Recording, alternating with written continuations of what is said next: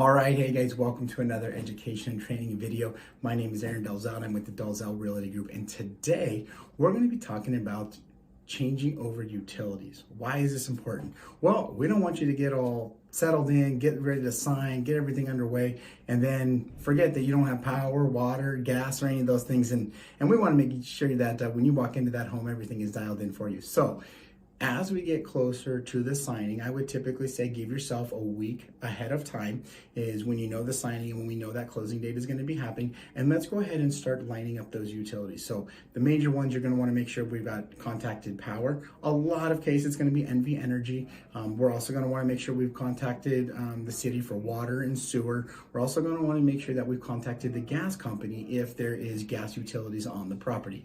Those are going to be some of the major ones that we're going to want to make sure that we get ahead of the game on and take care of through the city and these companies. Now, what happens if you're on a well and or septic? Well, we're going to make sure that we contact the person who's running the well, make sure we get a hold of them, make sure that the water is still on.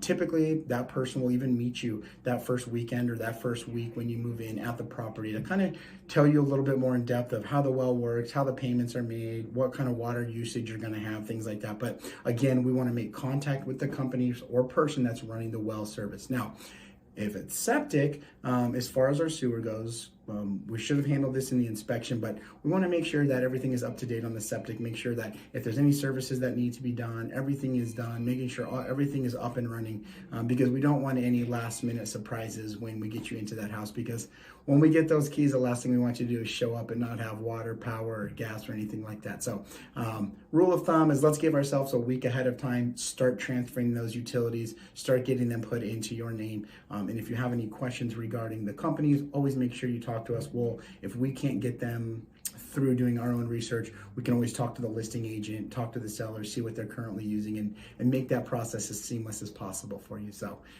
let's get those utilities on and get you sleeping in that new home.